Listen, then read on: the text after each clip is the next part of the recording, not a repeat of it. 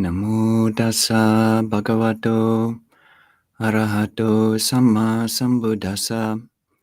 Namo tassa bhagavato arahato samma sambuddhassa. Namo tassa bhagavato arahato samma sambuddhassa. Buddhang dhammang sanghang namasami. Swakato bhagavata dhammo. Sanditiko akaliko ehipasiko. Upanayiko pachatang veditabo vinyuhiti. So greetings, everyone. Welcome to another Wednesday evening with the Clear Mountain Monastery community. This evening, as per usual, we'll give about 25 to 30 minutes of reflections, and then we'll open things up for questions, and then we'll actually go over to Zoom, anybody who is so inclined, and join in for a more robust and interactive conversation over on Zoom. And I'll put the link in the chat after questions. So people can put questions in at any point during the discussion. And tonight's theme will be Dhamma mnemonics, or fun ways to memorize Dhamma. Mnemonics just means memory aids or memory techniques. And I think there's quite a lot that, as Buddhists, we can learn from these memory champions. But there's also some that memory champions, people who spend a lot of time just memorizing random decks of cards, or the 10,000th, 100,000th digit of pi, these type of things that they can learn from the Dhamma. From traditional techniques of memorization. So tonight we'll be going through some of these and presenting them for some people whoever's interested. So let's begin. So the first thing to present is just a very good principle of Dhamma, which is whatever a person frequently thinks and ponders upon, that will become the inclination of their mind. So this is from Majjhima Nikaya number 19, and it's about thinking and the momentum and the habit of thinking, and how that creates and changes the mind, or changes one's habits, changes one's behaviors. And basically, when we're memorizing something, whether that's the Dhammapada, which I'll be going to in some detail, or if you're memorizing the morning or evening chanting at whatever monastery you're staying at, or if you're a monastic and you're memorizing the Patimokkha, which is the rules of training, or you're memorizing a particular sutta that you love, it's through this frequent recollection, thinking and pondering on this, that your mind inclines and leans in that direction.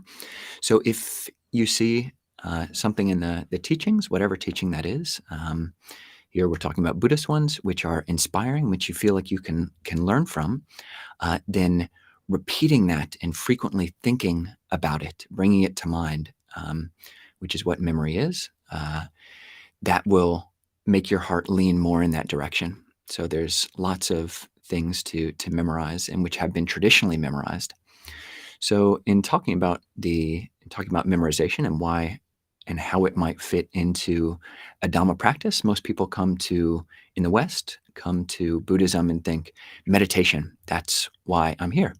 Maybe you sat a retreat, or you've read a book by the Dalai Lama or Thich Nhat Hanh, and it seems like meditation is where it's at. All the beliefs and rituals, etc., are just baggage you're not interested in.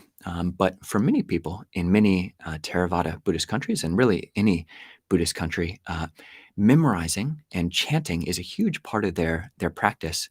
And it's something which many practitioners in these countries and in America don't do very much meditation at all, but they might do quite a bit of chanting, have hours even of meditation every morning and afternoon. I know a woman in Thailand who recites the Dhammacakka Sutta, the Buddha's first sermon, where he talks about the Four Noble Truths and the Eightfold Path and the duties assigned to each of the Four Noble Truths. She recites this every morning I think she also might do the Anatalakkhana Sutta and the Adita Pariyaya Sutta. So this is about an hour of chanting, and that's pretty common in most Thai monasteries that I've lived in. So even if you're not doing a lot of meditation, you can learn just from reciting these things, and you can memorize something just by repeating it over and over again. But what we'll be going into here is maybe some more efficient ways of memorizing. Not at all to denigrate the traditional approach of just doing it again and again and again. But if other people are interested in some new techniques. So yeah, this is a traditional framework of the Buddha, which is good for considering any new practice you might take on. What are the gratifications, the drawbacks, and the escape, the asado, the adinavo, and the nisaranang of a practice? So what are the gratifications of a memorization practice? Well, here's some quotes from the Buddha. So this is one of the 5, what's called the Vimutti Ayatanas, or spheres of liberation. The Buddha says, when a practitioner recites the Dhamma in detail, as they learned and memorized it, that practitioner feels inspired by the meaning, inspired by the teaching in that Dhamma, no matter how they recite it in detail and they learned and memorized it. Feeling inspired, joy springs up. Being joyful, rapture springs up. When the mind is full of rapture, the body becomes tranquil. When the body is tranquil, one feels bliss. When blissful, the mind becomes immersed in samadhi. So, yeah, this is one of the gratifications. So for people who are inclined in this direction, it's just a joyful practice. You're recollecting these teachings that you have faith in, and based on this principle of whatever one thinks and ponders upon, that will become the inclination of your mind. If you're having any kind of trouble, any kind of bad habits that you're trying to overcome, if you repeatedly think on the benefits of this, memorize Dhamma, which is an antidote to that, then it can bring about gladness, pamoja, piti, or joy, bodily tranquility, mental tranquility, etc. The Buddha said that when a practitioner recites the Dhamma, then it leads to the Dhamma lasting a long time.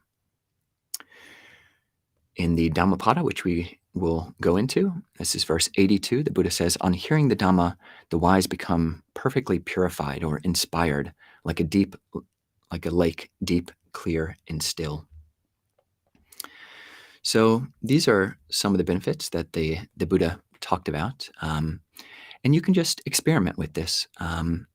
There's certainly a way of memorizing things, which unfortunately is almost the norm in America, where there's not much skill given or ways of teaching memorization methods which are actually either efficient or enjoyable. But there are ways of memorizing things which are not forced and rote and uncomfortable, but which actually do bring about joy if you do it at the exact right pace for you. And you reflect on the meaning, you reflect on the Dhamma as you're listening to it. It can lead to inspiration. It's especially helpful if the hindrance of tina mida, or sloth and torpor, is apparent. You can just, if you've memorized a lot of Dhamma, you can recite it. The Dhammapada is, if you recite it the whole thing, it's about 120 minutes. The Patimokkha is about an hour. The morning and evening chanting, if you've got it memorized, that's about 40 minutes, 20 to 40 minutes, or longer depending. So these are some benefits. The drawbacks is that it does take time. But the only thing that's a drawback about that is that if you have some kind of rush to finish your memorization, if there's no rush, then it's not a drawback. The whole process is the Dhamma. You're practicing as you memorize, and the hours and hours and hours that you put into it are practice. They're not training for a goal. They are the goal itself. You're practicing the path as you do this kind of memorization. One of the drawbacks, just speaking honestly, is that in a way, memory is a sankhara. So one of the Pali words for memory is sati, in Sanskrit smriti, and it is a sankhara. So if you don't keep up this conditioned phenomena, it will deteriorate. Memory fades, and um, so you need to, once you have um, a piece of long Dhamma memorized, you do kind of need to keep it up. But it doesn't have to be a drawback, because hopefully you can get the use that you need to out of it. And if it fades, then it's always a lot easier to re-pick up something that you've memorized earlier, especially if you have used some of the tools that we'll mention. And the escape, the nisarana, this is in the chanting itself. So this nisarana, what the Buddha was pointing to in this framework, this consideration, what is the escape or the release from memorization? And it's really what we're trying to do. It's both the content of the verses, certainly with the Dhammapada, where every verse is pointing us in the direction of Nibbana. But we try to do that as we're memorizing. So the escape is to not grasp, even at the end of this line, even at the end of this sentence that you're memorizing, this verse. So finding release, finding a nisara, finding an escape in the present moment as you memorize. So not being compulsive about your memorization, but being intentional and patient. So now we'll go into two mnemonic technique or memorization tools. The first one is a spaced repetition system, and the second is a memory palace. And we'll go into detail on these. So a spaced repetition system, this is a term, you can read more about it. It's sometimes abbreviated SRS. There are basically two ways to implement a spaced repetition, which is, in essence, flashcards on steroids.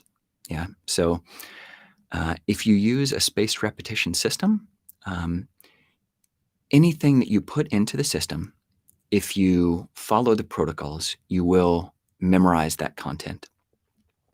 And what makes a spaced repetition system, what gives it the steroids, what gives it the muscle, more than just normal note cards, is that note cards or flashcards that maybe you did in high school, you just make a bunch of lists of your Spanish words, and you got the Spanish on the front, English on the back, and then you go through them, and it's a stack of like 100 words, and there's no system to it. You basically just do the all 100, and then you've got words in there that you know really well, and then words that you hardly know, and then words which are somewhere in between, and there's no differentiation regarding how well you know a word. But what spaced repetition does is actually implement a protocol or a system for graded levels of comprehension on your part. So the two types are a traditional way of spaced repetition and a digital way of spaced repetition.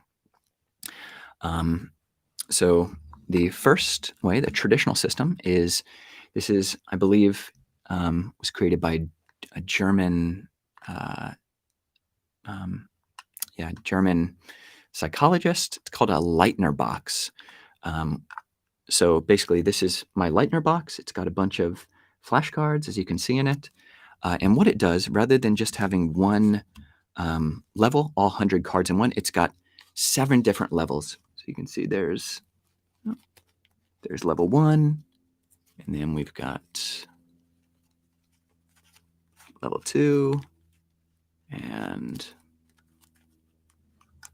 level 3, all the way up to level 7. And each card, each level, I know successively better. So you'll have to read more about the Lietner Box. I don't have enough time to go into details, but you get a chart like this, which basically tells you which levels to study each day, and you follow that. And the basic principle is that if you get a card right, all the cards start on level 1.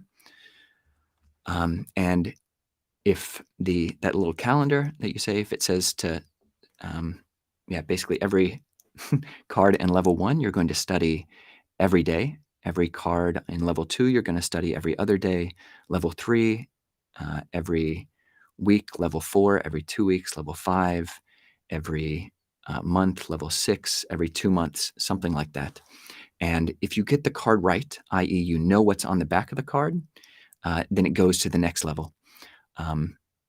So look up Lietner boxes to get a better introduction to that. But you can do this for memorizing Dhamma. And this principle of whatever you put in, if you follow the system, you will memorize it because it's prompting you. This uses any kind of spaced repetition system uses two psychological principles, the spacing effect and the testing effect. So spacing is if you generally, there's a forgetting curve. So if I memorize a word today, cabeza, head in Spanish. If I memorize a word today, then the brain, the sankharas are slowly going to forget that. It's going to fade away from memory over time. This is time, and this is how well I know the vertical axis. This is how well I know the word cabeza. Day 1, I know it well, but then I'm forgetting it over the days. But if you space out your study, say I studied again on day 2, then it gets a bump and I know it a bit better. And then I start forgetting, and then I look at it again a week from now, and then I keep getting it. And then eventually over time, you'll memorize that word. So that's the spacing effect. You space out when you look at a word. You don't just look at it every day if you know it well. And then you've got the testing effect, where if you test yourself, then you're more likely to learn the material. The next tool, so you have to look more into that, as we don't have that much time, Lietner Box. And the next is what's called a digital spaced repetition system. The one I've used is called ANKI. So here we have it, and this is basically the same principle, except it's digital. So here is my Dhammapada deck. So basically, I will be prompted. I've put my Dhammapada verses in here based on number. So this is saying Dhammapada verse number 4. This is the front of the card. Now it's prompting me, Kovilo, do you know what's on the back of the card? And I know that verse 4 is Akochimang, Avadimang, Ajinimang, Ahasime, Ye Chitang Nupanayanti, Verang Te Sang, Te Supasamati. So one thinks, he hurt me, he robbed me, he abused me, he scolded me. But one who doesn't hold on to these things will be freed from their hatred. So this is the back of the card. Yeah. So the front is 4 and the back is the Pali, which I got correct. And since I got it correct, I'll say it was good and easy. So this is the rating system. I do good. Now I'm prompted again with the next verse. This is verse 85, which is Apakate manusesu ye jana paragamino attayang itarapaja tir me vanu dhavati. So few are the people who cross to the further shore. Most people just run around on this shore. Those who don't know. So yeah, as you can see, I'm memorizing the Pali more than the English. The English is just, I haven't yet memorized any particular translation. But this is the back of the card. And so I've got a lot of information on here, not just the Pali, but the verse in English, a word analysis with all of the grammar of each term in there, then a sentence analysis, and then the story of the commentary. And that's good. I knew that one, so I do good. Verse number 22, this is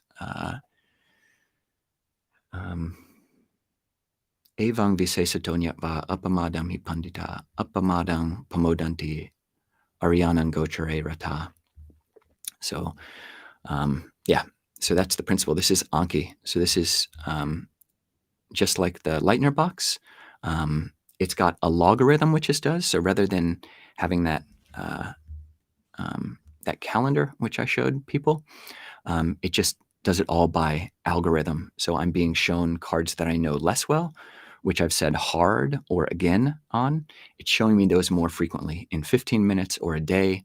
Whereas if I know the card well, which in the Lietner box, it would be level 4, 5, 6, 7, Here it's showing it me less frequently, so I'm memorizing more efficiently. So that is spaced repetition. The next tool is a memory palace. And Anki is free, and it syncs across devices. And if you're a fancy monk and you have some kind of device, then you can use it. It does not. You can use it offline totally. So even if you're a forest monk and you've got some kind of very simple device, you can still use it offline. Or if you're a normal non-monk, chances are you've got some kind of device, hopefully, maybe. And you can sync it across all your devices, and it's free. So the next principle is, or the next tool is a memory palace. And this is a presentation which I put together for my university. So what is a memory palace or a Sati-Maṇḍala? This is a Pali word which I just made up, but it's roughly equivalent. So a memory palace or a Sati-Maṇḍala is literally a sphere or mandala of memory, which is sati. Sati is the word, or smriti mandala. It's a Dhamma version of a memory palace. It's a memory aid for remembering Dhamma, mantras, sutras, chanting, ceremonies, etc. And it's a mnemonic technique that involves spatial, visual, verbal, and relational memory to maximize content retention. So rather than just memorizing words, like honestly, with Anki, you can have images and things, but a memory palace, as we'll go through, is you're using your spatial memory of different places. And you can think of it as a pilgrimage you can take from the comfort of your own meditation cushion. And there might be some skeptics who are saying, this is all a bit involved. Isn't meditation just about calming the mind? And in a Buddhist context, that's not all that meditation's about. Meditation's about awakening, and it's not just a relaxation technique, but one is trying to balance both alertness and calmness. And this principle from Einstein that everything should be made as simple as possible, but not simpler. So if you're able to just sit down and watch the breath, and that always works for you all the time throughout every day, then awesome, just use that. But this is just these are just other techniques which you can use to keep the mind engaged and thinking about Dhamma, thinking about the trajectory that you want your life to head in. So this Sati-Maṇḍala, or a mind palace, also known as the journey method or the method of loci, is a method that's been used for centuries in Eastern and Western traditions. So how do you do it? How do you create a Sati-Maṇḍala? Is you choose a location. So I'll be showing you what that means. You choose a location, and then you chart a path through that location. So a map through, it could be a house, or it could be a walk. Like for me, it's my walk on alms round, or walk around the monastery. It could be your walk to work, or your walk around your block. Then you create mental image cues, and I'll be going more into all of these. Then connect your cues to your path. Then you cruise your path, and that's it. So we've got 5 C's, and this is another mnemonic technique, is the alliteration, or basically consonants all at the beginning. So to create a Sati-Maṇḍala, you choose your path, choose a location, chart a path through it, a specific path, create cues, which will help you memorize specific information, connect the cues with the path, and then cruise it, walk through it. So I'll give some examples of how we did this with the Dhammapada. So I started memorizing the Dhammapada when I was living that's my little hut in Korat, Thailand. So I started it probably 5 years ago, 6 years ago. And so this is choosing the location. I chose the location because that's where I was living at the time.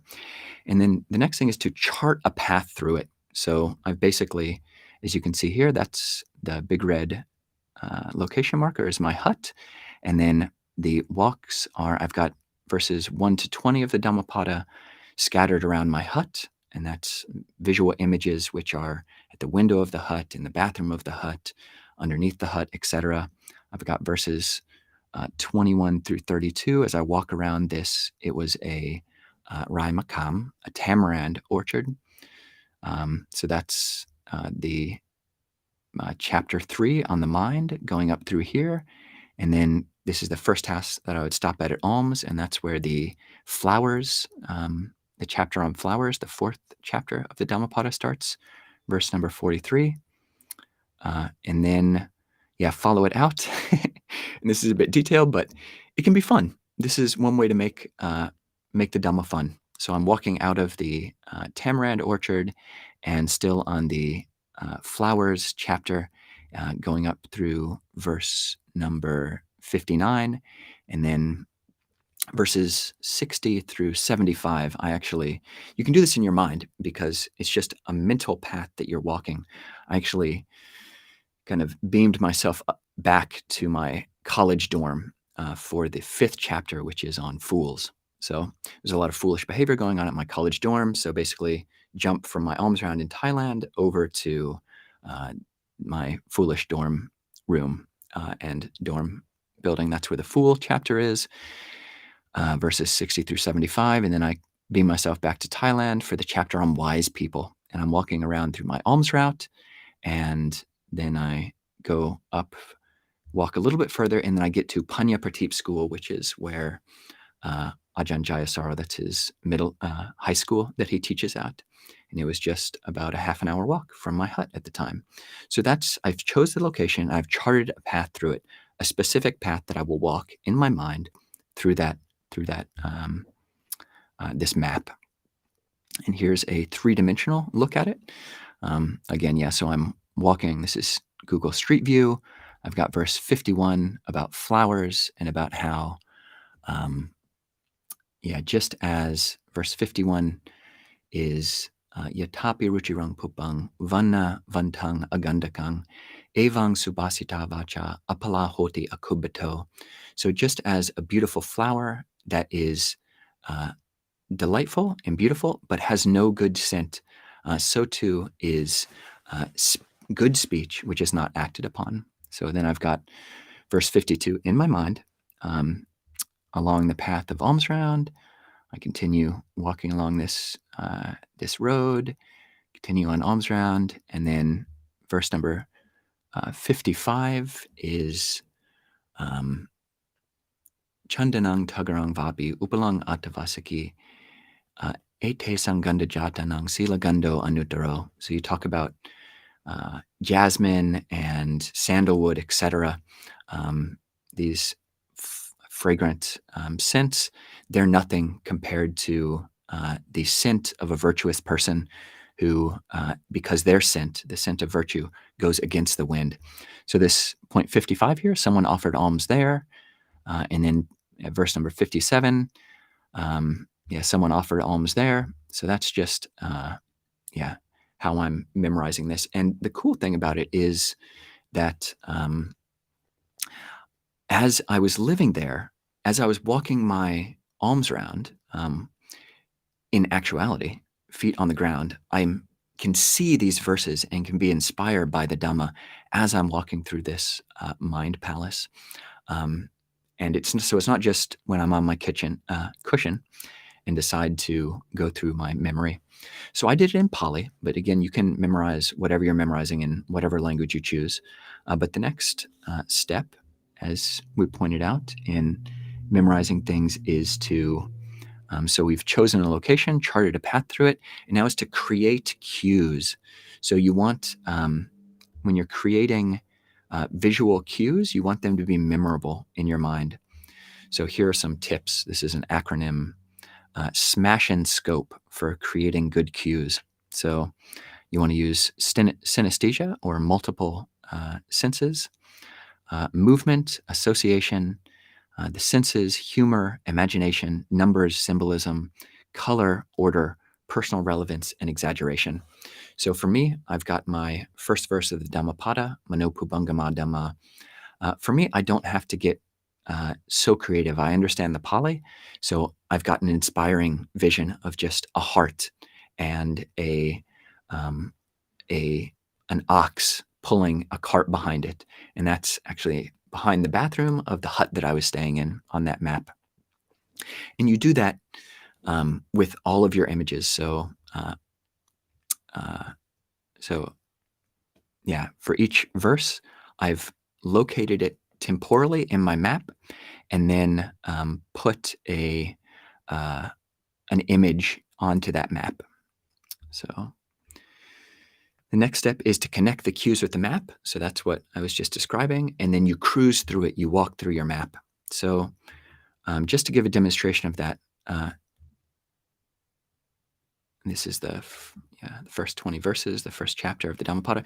Here is a visual representation. So this is when I was trying to memorize the Great Compassion mantra in Sanskrit. So not everybody, if you're a Pali file or a hardcore Theravada person and not interested in Sanskrit or Mahayana, no pressure, but it's a beautiful practice. I know a lot of inspiring people who've memorized it, certainly in Chinese, but also in Sanskrit. So what I've got here is I've chosen a location. This is the Buddha Hall at the Sudana Center where I was living at the time when I was memorizing it. And then I've charted a path through it. So here we've got in the upper, one way to create these mind palaces is that you've got, for me, I put 10 items on a single wall. So 3 items at the top, 4 items in the middle, and 3 items at the bottom. So I've got the first 3 words or 3 phrases of this Sanskrit mantra along the top, and I'll just recite it for you, and maybe at the end give some kind of commentary of what the different symbols mean. But really, it doesn't matter so much what my symbols mean, because what you want to be doing is creating images using that SMASHIN SCOPE system, which work for you. So I'll just recite the verses and move along with the images. Chant again. So, Namo Ratna Trayaya Nama Arya Valokiteshvaraya Bodhisattvaya Mahasattvaya Mahakarunikaya Om Sarva Bhayeshu Tranakaraya Namaskripa Imam Arya Valokiteshvara Stavana Nilakantanama Hridayang Vardiyashami Sarvartasadhanang Shubhamajeyang Sarvabhutanang Bhavamarga Vishodakang Tadyata Om Apalokalokatikra Taehi Hare Mahabodhisattva Sarva Sarasmara Mama Hridayang Kuru Karma Duru Vijayate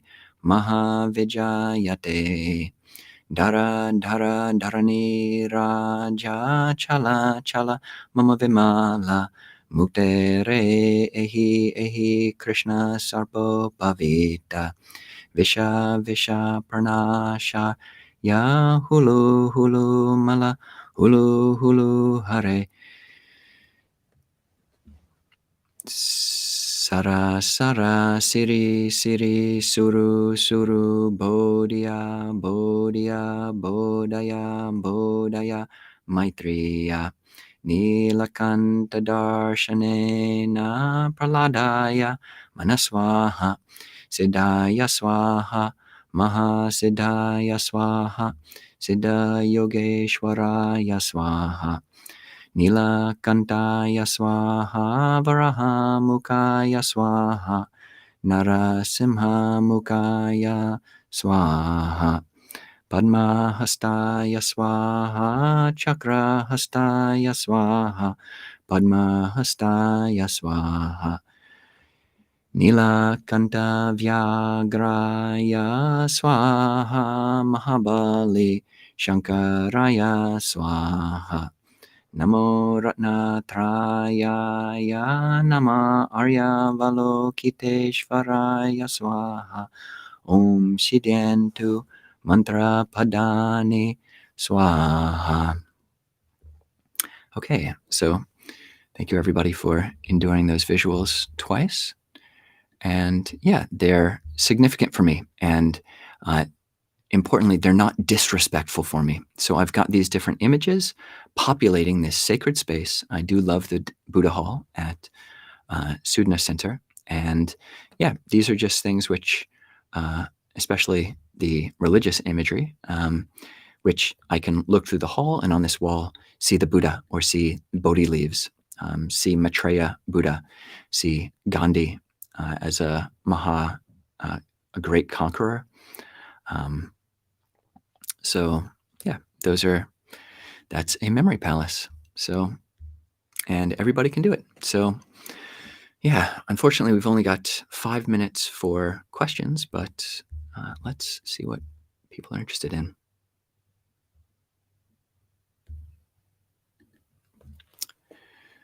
So I have difficulty meditating. So chanting is my way of developing concentration. Beautiful. Yeah, that's as that Vimutayatana, the basis or sphere of liberation, pointed out.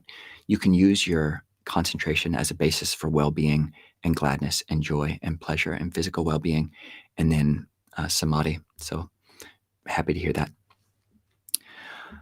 If it helps someone, visualizing a blessed one like Ajahn Sumedho for me, sitting under a tree meditating helps me a lot. Yeah, this is a great way to do meditation and visualization. Hi, Ajahn. Is it disrespectful to tattoo a Dhamma phrase? It would be a useful reminder of what I'm living for, why, or staying alive, but also feel teaching should be revered. Can it be put on a body? Yeah, so for people who've been to Thailand, you might know if you flew to Thailand, you're driving out of the airport, riding in your taxi or in your car, and you see these huge billboards that say, the Buddha is not a tattoo, or don't disrespect the Buddha by getting a tattoo of him. And that's certainly a very strong belief that enough people have confidence in Thailand to make, to buy a billboard that says it. I don't think it's necessarily disrespectful if Westerners do it, not knowing that principle. Yeah, in general, in Theravada countries, you do want to keep images of the Buddha and Dhamma phrases somewhat high. So it's yeah, obviously you put it somewhere low in your body. It doesn't necessarily mean that you're disrespecting it, but that's a good principle, especially if someone else is going to see it. In terms of Dhamma phrases, yeah, I certainly know monastics who have those, and I don't think it would have to be disrespectful, especially if it was somewhere where was personal to you, not in a disrespectful or yeah, it's in a good location. And yeah, so ponder on it and see what your intentions are and what the effect would be. I have a memory palace, however. How do I encode all Pali words? Yeah, so with regards to that SMASHIN SCOPE mnemonic, if you don't yet know the meaning of the Pali words, so say the first line of the Dhammapada is Mano Pubangama Dhamma Manoseta Manomaya, what you might do is put like a man, like an image of a man as your cue, because that's Mano. And depending on how you're doing it, I have a whole essay, which I link to in the notes, called A Fun Way of Memorizing Long Dhamma, which introduces another technique called initialism, which is a way to basically memorize a short passage based on looking at the initials of the first word of every, the first letter of every word. So yeah, see about that, just words that sound like the English words that you already know, or better yet, learn the Pali word and then get a symbol for that. So Mano is the heart, the mind, and for me, that's easy to have an image of a heart. So this is great, Ajahn. Lietner notes. I'll add this. Thank you. I have Dhamma I've printed out, stuck to the bottom computer screen, which helps too. Great. Sankara is one of the words I don't really understand, so I keep having to look it up. Do you have any tips remembering that word? Yeah, so sung, it's kara, kr, or kar is the root, and it's the same as karma. So it has to do with action or doing, and sung is the preference. So that prefix,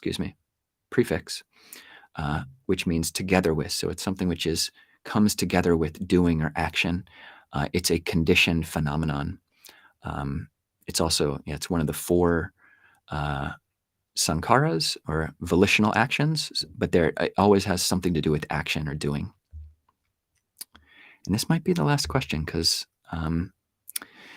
we have to go over to Zoom. I'm going to put the Zoom link in the chat.